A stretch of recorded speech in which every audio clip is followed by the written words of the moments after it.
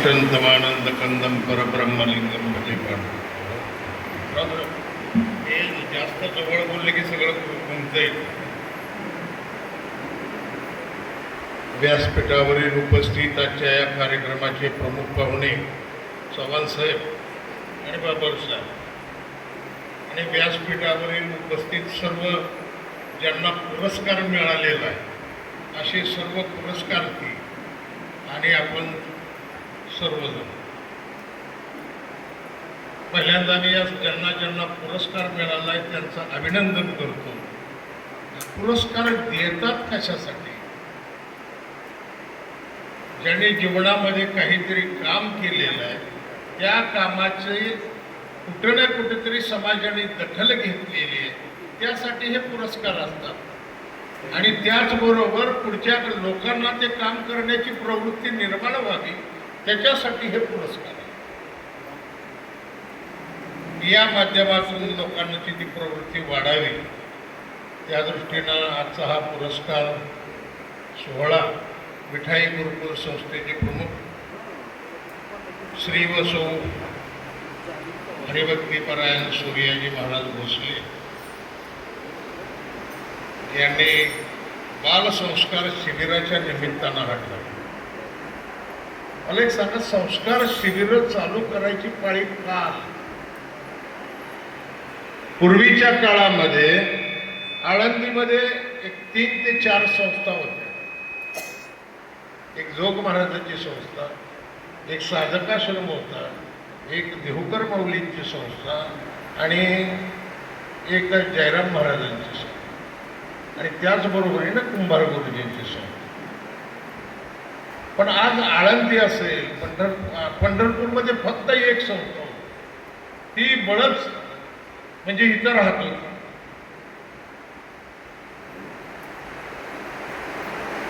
चार महिने इथं राहायचे, 8 महिने नगर जिल्ह्यात जायचे. त्या काळामध्ये काही संस्कार शिबिर भरवावी ही पाळी कधी आली नाही. कारण घरामध्ये संस्कार होते, घरातूनही मुलांना संस्कार दिले जात होते, शाळेच्या माध्यमातूनही संस्कार दिले जात होते. त्यामुळे ही आतापर्यंतची पिढी संस्कारक्षम बनत. पण आता सध्या संक्रमणाचा काळ आहे, गतिमान आहे आणि संस्कार शून्य पिढी सध्या चालू आहे. मगाशी मॅडमने उल्लेख केला पुढे 4 दिवसापूर्वी काय प्रकरण घडलं. खरंच अतिशय निंदनीय प्रकरण.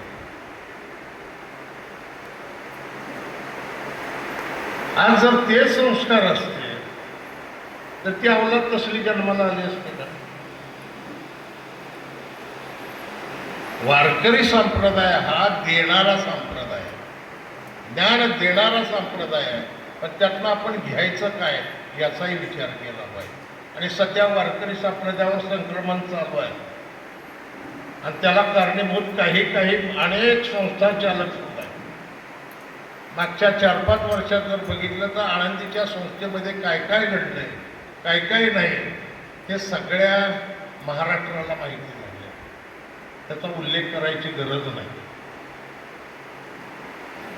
आणि मी इथं आल्यापासून बघतोय त्या विद्यार्थ्यांची शिस्त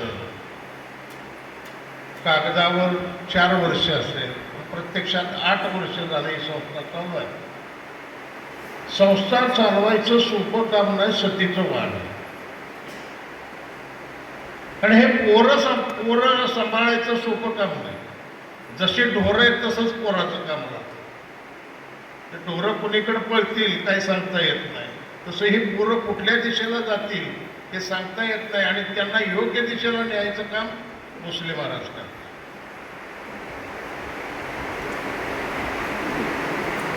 आणि त्याच्यामुळे हे संस्कार शिबिरं घ्यावी लागले. कारण आईबापाला वेळ नाही, आईबापाला पैसा, काम, धंदा याच्यामध्ये आईबाप त्याचे गुंतलेले आहेत. मुलं संस्कार करणार कोण? आणि मोबाईलला सगळी संस्कृती बिघडत चालली. त्याच्यासाठी ही संस्कार शिबिरं संस्थेने भरवली. आज या ठिकाणी फक्त एक संस्था त्यांनी भांडून त्या महाराजांना मागं लागून शेवटी पंढरपुरामध्ये स्थित केली.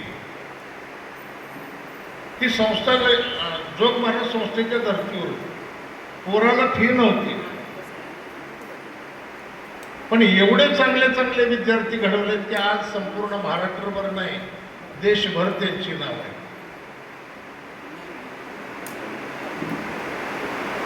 दिगलोटकर महाराज असतील,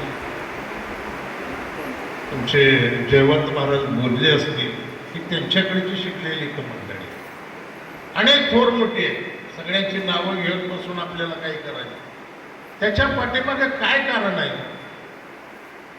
कारण जे शिकवणारे होते ते स्वतः त्या गोष्टी शिकलेले होते आणि हे आत्ताच्या संस्था करणारी शिकलेलीच नाहीत मुळात.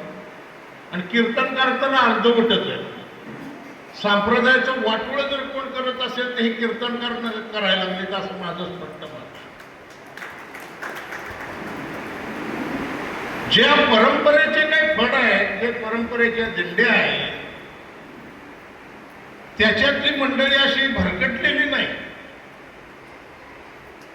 पण या काही संस्थेच्या माध्यमातून येऊन आणि त्याला कारणीभूत फक्त आपण व्हायचं. हे काय बुवा हा स्वतःच नाही, काय जमिनीवर पाडतच नाही, कशाला याला बोलला? म्हणजे असे एक लोकांची धारणा झाली की जो जास्त हसवतो, जास्त विनोद करतो तो कीर्तनकार भारी, आणि जे खरंच ज्ञान सांगतोय, हिताचं सांगतोय, त्याला मात्र डिमांड नाही. ही सध्याची माणसाची प्रवृत्ती झालेली. पण काही काळ असतो, आतापर्यंत आम्ही अनेक बघितले, अनेक मोठे मोठे नावाजले, कुठे आपटले, पुन्हा आयुष्यात वर आले. पण काही घराणे अशीच राहिलेली आहेत की त्या घराण्याला च्या सेवा, त्यांच्या परंपरा आज ही अव्याहत चालू. आणि कीर्तनासाठी आवश्यक लागतं काय? संप्रदायासाठी आवश्यकता कशाची आहे? तुका म्हणे येते भजन प्रमाण, भजनाची गरज आहे. आज भजन राहिले शून्य. आम्ही गावोगावचे सत्य ज्ञानेश्वरी पारायण, गाथा पारायण, भजन ठेवायचे किती? 3 नाहीतर 4 अभंग म्हणते. कशी लोक घडणार आहेत? मगाशी कोशले सरांनी सांगितलं विद्यार्थ्यावर काही काही गोष्टी आम्ही सध्या शिकवतो. संप्रदायाचं जे पंचीकरण आहे, नाट, समाजी, पत्रिका, तीर्थावळी, बाळक्रीडा, हे ऐकून मला मोठा आनंद झाला की त्या गोष्टीची आज गरज आहे. तुमच्या फापाट बसायला बाकीच्या जी गरज नाही. वेदांत आता किती जण ऐकतात? किती जण ऐकतात वेदांत? आणि कीर्तनामध्ये प्रत्येकाची रुची वेगवेगळी आहे. वाजवणारा असेल त्याची, जर दुसरा कोणी वाजवणार असेल तर तो काय वाजवतोय त्याच्याकडे बघण्याची वृत्ती आहे. गाणारा असेल तर समोरचा काय गातोय, आपण काय गातोय ते बघण्याची रुची आहे. जो ऐकणारा असेल तो बुवा किती हसवतोय हे बघण्याची वृत्ती आहे. आणि ज्याला खरंच कीर्तनासाठी आलाय तो बुवा काय सांगतोय, हिताचं काय सांगतोय, अहिताचं काय सांगतोय याच्याकडे बघणार आहे. मी माझी स्वतःची धारणा असे की ज्यावेळेस मी कीर्तनाला उभारतो त्यावेळेस मी फार अतिशहाणा आहे असं कधीच समजत नाही. माझ्यापेक्षा बसलेले लोक अतिशय हुशार आहेत. ह्या भूमिकेतून ज्यावेळेस तुम्ही सेवा करताल त्याच वेळेस तुम्ही तुमचा परमार्थ हा फलद्रूप. त्यांनी ती जे मुलावर दिलेले संस्कार आहेत त्याला कारणीभूत अशा नाहीत त्या लोकांनी उभे केलेल्या संस्थाच आहेत. आणि कवडे सरांनी एक सूचना मांडली की त्याला एक प्रमाणपत्र असं. वास्तविक बघायला गेलं हा विठ्ठल मंदिराचा विषय होत नाही. हा विषय वारकरी संप्रदायामधला आहे. वारकरी संप्रदायामधले जे धुरीण आहेत, ज्यांच्या अनेक वर्षाच्या 8-8, 9-9 पिढ्या आहेत, त्यांनी बसून ह्या गोष्टी ठरवायच्या. आणि त्याच्यासाठी गेली अनेक वर्ष आम्ही तो प्रयत्न करतोय. पण तो कीर्तनकारासाठी होता. आता यांनी आज नवीनच म्हटलं की तुम्ही संस्थेसाठी एखादी आचारसंहिता करावी. हे काम शासनाला आहे. शासनाला अभ्यासक्रम द्यावा आणि त्याची परीक्षा घ्यावी आणि मग संस्था काढायला परवानगी देऊ. त्याचं रजिस्ट्रेशन करू. रजिस्ट्रेशन नाही, काय नाही, फक्त पैसा मिळतोय म्हणून संस्था काढतात. काही एखाद्या ज्याला पकवाज येतो त्याला जर गायला सांगितलं तर त्याला गाता सुद्धा येत नाही. मग ते दुसरा कोणीतरी ठेवा लागतं. ते बी त्याच्या मनावर आलं तरी येणार. त्याचं ह्याचं बिघडलं की संपलं. तरी पूर्ण व्यक्ती ज्या वेळेस असेल त्या तशा संस्था चालतात. आणि माझ्या दृष्टीनं मी जवळजवळ 4-5 वर्ष झालं त्याचं नाव ऐकतोय, त्यांच्याकडे बघतोय. मला ते परिपूर्ण काही गोष्टी बऱ्याचशा गोष्टीमध्ये दिसत आहेत. आणि पंढरपुरामध्ये आता जवळजवळ माझ्या माहितीप्रमाणे 10-12 संस्था आहेत. कारण माझ्याच घराजवळ 2 आहेत. पहिली एक होती, एकाच्या 2 झाल्या, दोन्हीच्या 4 झाल्या.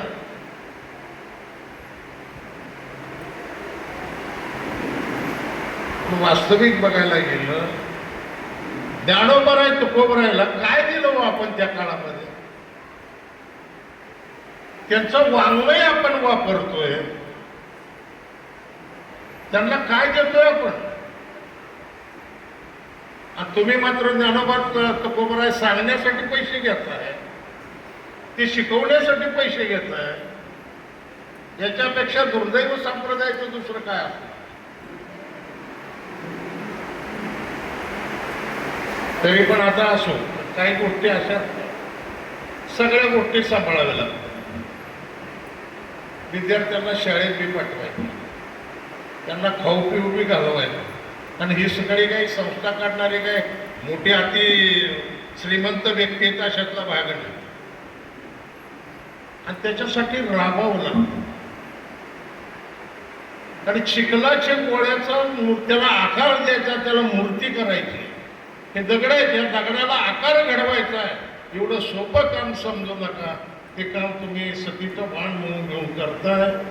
तुम्ही मगाशी की तुमची मुलं मृदंग वाजवत होती, अतिशय एका तालात एका सुरात, आणि बरोबर 12 मात्रेत ती बसत होती. काही मात्रेत बसतात तर तालाच बसत नाही, आणि काही वाजवतात पण ते ताल बी नाही आणि मात्रा बी नाही.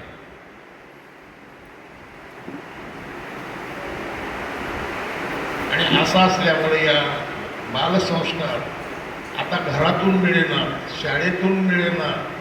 म्हणून अशा माध्यमातून ते बालसंस्कार शिबिर तुम्ही घेतलंय. अतिशय चांगल्या पद्धतीचं काम तुम्ही या पंढरपूर क्षेत्रात करताय. परंतु माझं एक तुम्हाला सांगणं आहे की मागे जे काही 4-5 वर्षापूर्वी ज्या संस्थेमध्ये आळंदीमध्ये काही घटना घडल्या, तशी आवृत्ती पंढरपूरमध्ये होऊन पंढरपूरची नाचक्की होऊ नये याची काळजी घ्यायची जबाबदारी तुमची आहे. आणि हे योगपीठ आहे. वारकरी संप्रदायाचं सध्या काय चालू आपण बघतोय. 15 दिवस झाले आमचे तोंड गप्प आहेत. आम्ही एका शब्दाने कुणाला काही बोलायला तयार. बोलाव कुणाला? काही गोष्टी आपली चुकत असतील, काही समोरचे जे चुकत असतील, त्याचंही आत्मपरीक्षण करणं आपण गरजेचं आहे. आणि ते आत्मपरीक्षण करून आपण संप्रदायाला ऊर्जित अवस्था देणं ते गरजेचं आहे की जेणेकरून संप्रदाय रसातळाला जाईल. एवढं समजायचंही कुणी कारण नाही. आणि हा संप्रदाय तुमचा माझ्या बापाचा नाही. हा संप्रदाय ज्ञानोबराय तुकोबरायचा संप्रदाय. त्यांची पुण्य एवढी कमी नाही की हा संप्रदाय संपेल. आतापर्यंत 700-800 वर्ष झाली. किती संप्रदाय आले, किती मातीत गेले, किती पुन्हा त्याचं नाव गाव पत्ता लागलं नाही. ज्ञानेश्वर महाराज 700 वर्षापूर्वी होऊन गेले, अजून त्यांचं नाव निघतंय. आपले पंजोबा 50 पौष 100 वर्षापूर्वी गेले, त्याचं नाव सुद्धा आपल्याला माहिती नाही. हे कार्याचं परिणाम आहे आणि ते टिकवण्यासाठी सगळ्यांनी सांप्रदायिक ओरीनं, मगाशी कवडेश्वर म्हणल्यावर ती कीर्तनाचं असं करतात आणि तुम्ही एक चांगलं सांगितलं की 8 विद्यार्थी कीर्तन करा. पण माझी तुम्हाला विनंती राहील, तुमचे विद्यार्थी मला लहान दिसते, किमान 25-30 वर्ष होईपर्यंत त्यांना कीर्तनाला बाहेर उभा करू नका. आणि एकदा बाहेरचं वारं लागलं की ते अभ्यास करत नाही.